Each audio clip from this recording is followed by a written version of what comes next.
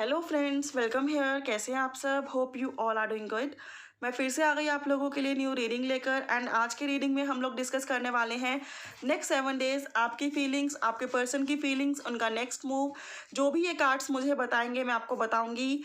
सभी लोग कहते हैं कि मैम आप कार्ड शफल नहीं करते सामने, तो आज मैंने स्प्रेड कर दिया है और मैं आपके सामने ही कार्ड्स निकालने वाली हूँ। शफल मैं नहीं कर सकती हूँ बिकॉज मेरे पास ट्राइपॉड जो है उससे मेरा फ़ोन नीचे गिर जाता है, उसमें सेट नहीं होता properly. So let's we check, and before starting the reading please keep it in mind this is general reading। तो ज़रूरी नहीं है सभी बातें सभी से रेजोनेट करें। रेस्ट ये टाइमलेस रीडिंग है, तो जब भी आप देखेंगे, जैसे भी आप देखेंगे, आपसे रेजोनेट करेगी। तो सबसे पहले मैं चेक करूँगी कि नेक्स्ट 7 डेज में आपकी लाइफ में क्या होगा और आपके पर्सन की लाइफ में क्या होगा। एंड उससे पहले मैं चेक करूँगी कि अभी आप क्या फील कर रहे हैं, सो दैट आपको क्लियर हो कि ये रीडिंग आपकी है या नहीं है। अभी आप क्या फील कर रहे हैं?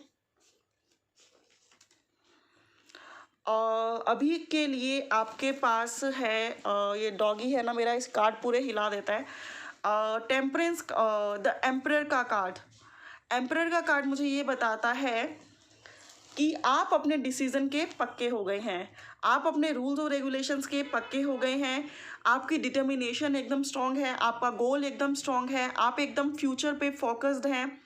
एंड आप लोग राइट टाइम का वेट कर रहे हैं जब आप स्ट्रांगली इस रिश्ते में आगे बढ़ पाएँ। दैट मीन्स अब आपको जो करना है, आप उन चीज़ों के पक्के हो गए हैं। आप आपको क्लैरिटी मिल गई है कि आपको क्या करना है। तो आप इस टाइम बाय हार्ट बहुत स्ट्रांग फील कर रहे हैं। आपने, हो सकता है आप में से कुछ लोगों ने अपने हार्ट पे एक स्ट्रॉन्ग लेयर भी चढ़ा ली हो, जिसके बाद आप चाहते हैं कि आपको कोई चीज़ इफ़ेक्ट ना करे। और इमोशनली आप लोग स्ट्रॉन्ग बनने की कोशिश कर रहे हैं, या फिर इमोशनली आप स्ट्रॉन्ग हो गए हैं काफ़ी, कि अब आपके इमोशंस फ्लो नहीं करेंगे, इमोशनली आप लोग इम्बैलेंस नहीं होंगे। एंड आप लोग काफ़ी स्ट्रॉन्ग बन रहे हैं, बन चुके हैं, या फिर बनने की कोशिश कर रहे हैं। तो प्रेजेंटली आप बहुत स्ट्रॉन्ग हो गए हैं, आप बहुत ही गोल पे फोकस हो गए हैं। आप एक मेल एनर्जी में आ गए हैं, जिसमें प्रैक्टिकली ज़्यादा सोच रहे हैं और इमोशनली कम। एंड आपके पर्सन की अगर मैं एनर्जी चेक करूं तो कि आपके पर्सन की करंट एनर्जीज क्या हैं, तो आपके पर्सन की करंट एनर्जीज आई हैं 9 ऑफ कप्स। हो सकता है कैंसर, पाइसेस, स्कॉर्पियो आपके पर्सन हो, सन, मून, वीनस राइजिंग साइन में, एंड आप लोग एरीज हों।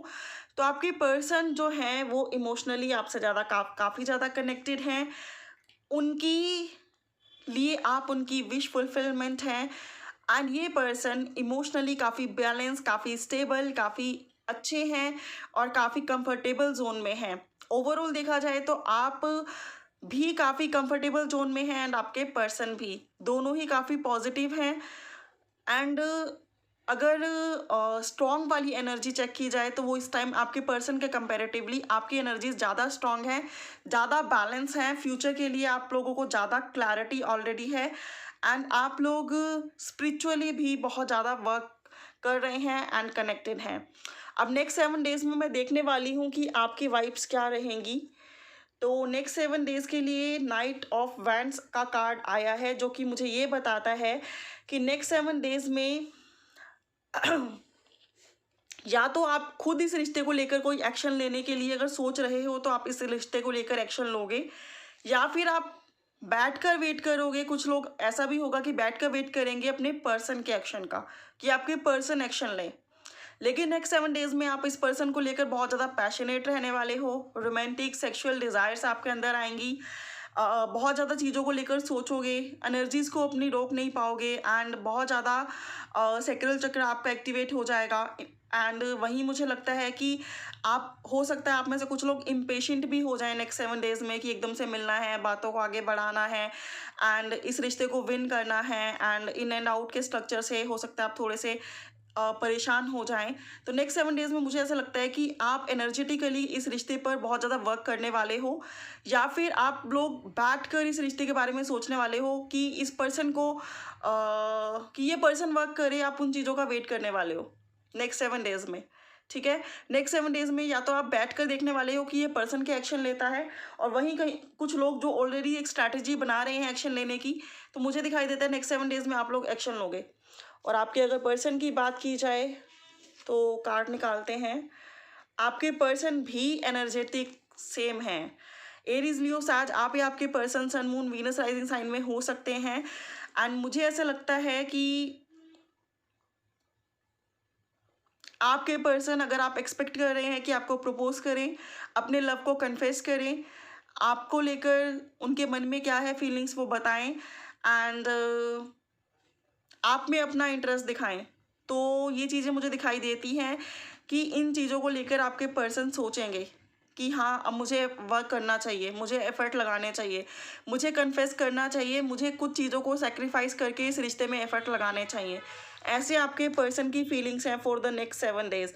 लेकिन नेक्स्ट 7 डेज में इन दोनों पर्सन को आप देखो तो ये दोनों एक दूसरे की तरफ फेस करके नहीं बैठे हैं, तो जिससे मुझे ये रिप्लाई मिलता है कि नेक्स्ट 7 डेज में चीज़ें एनर्जेटिकली तो इम्प्रूव हो रही हैं, लेकिन हो सकता है कि फिजिकली इम्प्रूव ना हो। दैट मीन्स ये चीज़ें आप दोनों के मन में तो हों, लेकिन फिजिकल होने में थोड़ा सा टाइम हो जाए। दैट मीन्स रियलिटी में आने में थोड़ा सा टाइम लगे। एंड मैं चेक करूं अगर कि कितना टाइम लगेगा इन चीज़ों को रियलिटी में आने में, तो कार्ड निकल के आया है किंग ऑफ सोर्ड्स, जो कि मुझे ये बताता है आपकी फैमिली में आपके फादर या फिर इनकी फैमिली में इनके फादर से कोई इशू हो सकता है। इस रिश्ते को आप में से कुछ लोगों को लेकर कुछ लोगों के रिश्ते में फादर इशू हो सकता है। तो मुझे ऐसा लगता है कि इन चीज़ों को रियल लाइफ में आने में नेक्स्ट वीक 7 डेज, कुछ लोगों का हो सकता है कि 7 डेज में थोड़ी थोड़ी चीज़ें पॉजिटिवली प्रैक्टिकली भी होने लगे, लेकिन मैक्सिमम लोगों के लिए मुझे लग रहा है कि अभी 10 to 15 डेज में पॉजिटिव चेंजेस आने लगेंगे। दैट मीन्स नेक्स्ट 7 डेज में एनर्जेटिकली आप लोग ये फील करोगे, एंड अगले 7 डेज में ये चीज़ें एक्शन में भी आने लगेंगी, राइट। तो एक्शन आता हुआ दिख रहा है, लेकिन थोड़ा सा टाइम कुछ लोगों को लग सकता है। अगर मैं चेक करूं कि आप इस रिश्ते में क्या चाहते हो एंड ये पर्सन इस रिश्ते में क्या चाहते हैं, आप इस रिश्ते में चाहते हो इक्वल गिव एंड टेक। आप इस रिश्ते में चाहते हो कि ये पर्सन कंधे से कंधा मिलाकर, जैसे टीम वर्क होता है, उस टीम वर्क की तरह आपके साथ दुख सुख में हर तरीके से खड़े रहें और आगे बढ़ें। ठीक है, आप इस पर्सन से ये चाहते हो, क्योंकि ये पर्सन जो होते हैं, ये पर्सन हमेशा अवेलेबल नहीं रहते आपके लिए। हो सकता है आपको इग्नोर करते हो, या फिर जब आपको ज़रूरत होती हो तभी ये अनअवेलेबल हो जाते हो। तो आप चाहते हो इस वर्क पर्सन के साथ मिलकर इस रिश्ते में आगे बढ़ना, just like team work. And ये पर्सन आपसे क्या चाहते हैं, अगर मैं निकालूं कार्ड तो टेम्परेंस। ये पर्सन आपसे चाहते हैं कि प्लीज़ थोड़ा सा पेशेंस रखो, थोड़ा सा वेट करो, थोड़ा सा सब्र रखो। आपने इनका बहुत साथ दिया है, थोड़ा सा और साथ दो और इन्हें समझो। एंड जैसे एंजल्स पे हम लोग आंख बंद करके भरोसा कर सकते हैं, ये पर्सन चाहते हैं कि आप भी इन पर भरोसा करो, पेशेंस रखो, सब्र रखो। ये पर्सन राइट टाइम पे राइट एक्शन लेंगे। तो ये पर्सन आपसे सब्र, पेशेंस और थोड़ा सा टाइम और चाहते हैं। और आप इनसे चाहते हो कि ये सारी चीज़ें खुल के बताएं और आपसे टीम वर्क के तरह साथ मिलकर आपके साथ इस जर्नी में आगे बढ़ें। लेकिन ये पर्सन चाहते हैं कि अभी जो ये कर रहे हैं आप इनको करने दो, एंड थोड़ा सा पेशेंस, सब्र और इनको थोड़ा सा और टाइम दे दो। और अगर मैं नेक्स्ट निकालूं कि ये पर्सन आपको क्या कहना चाहते हैं, इनका मैसेज आपके लिए, तो इनका मैसेज आपके लिए ये है कि ये अभी लाइफ में बहुत स्टक हैं। इनकी फैमिलीज़, इनका वर्क और बहुत सारे रीज़न हैं इनकी लाइफ में जिसकी वजह से ये पॉजिटिवली आपको एक्सेप्ट नहीं कर पा रहे हैं। तो ये आपको ये कहना चाहते हैं कि बेशक ये अभी ऐसी सिचुएशन में है जहाँ ये बाहर नहीं निकल सकते हैं, बट ये निकलना चाहते हैं। और बेशक इन्होंने अभी आपको बताया भी नहीं है कि ऐसी सिचुएशन में है, बट ये स्टिल कह रहे हैं, क्योंकि ये कहना चाहते हैं, इनकी हिडन फीलिंग्स है ये कि अभी ये प्रॉब्लम में है, तो प्लीज़ इन पर ट्रस्ट करो एंड इनकी प्रॉब्लम्स को समझो। और अगर मैं सिमिलरली में आपके मन की बात निकालूं इस पर्सन के लिए कि आप इस पर्सन को क्या कहना चाहते हो, तो ये मैसेज है आपका। आप इस पर्सन को कहना चाहते हो कि पूरी दुनिया की आपको परवाह है, एक बार मुड़ के मेरी तरफ भी देखो, मेरे लिए भी टाइम निकालो, मेरे लिए भी एफर्ट्स लगाओ। और अगर फ्यूचर इस रिश्ते का मैं चेक करूं क्या होगा, इस रिश्ते का फ्यूचर क्या होगा, फ्यूचर में आया है the hanged man. The hanged man मुझे ये बताता है कि चीज़ें डिले होंगी, पोस्टपोन होंगी, लेकिन फाइनली में चीज़ें जैसी होनी चाहिए वैसी हो जाएंगी। बिकॉज ये पर्सन को लगता है कि ये उल्टा लटका हुआ है, बट सन इसके सर पर है। और पैरों के नीचे इसके ग्रास और ज़मीन है जो कि सबके होती है। दैट मीन्स एग्जैक्टली में ये उल्टा नहीं लटका है, ये जस्ट इसकी फीलिंग्स है। मतलब जस्ट ये सिचुएशन है जिसमें आपको लगता है कि चीज़ें पॉजिटिव नहीं होंगी, बट ये सिचुएशन ऐसी है कि जो सही हो जाएगी और ऑलरेडी आप एक राइट डायरेक्शन में हो। ठीक है।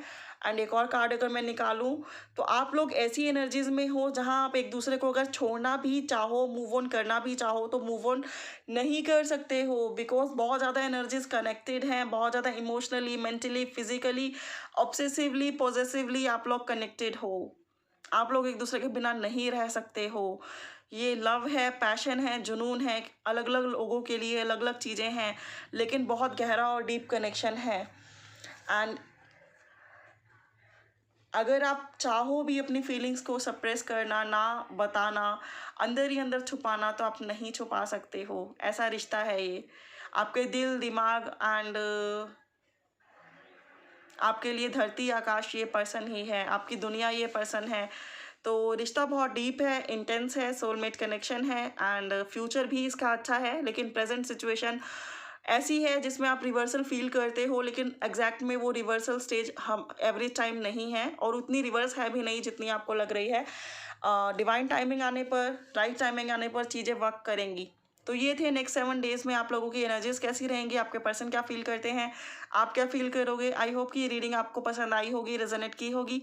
फॉर मोर क्लैरिटी आप लोग पर्सनल पेड रीडिंग्स भी बुक करा सकते हो। Bye for now, have a good day, take care, bless you everyone.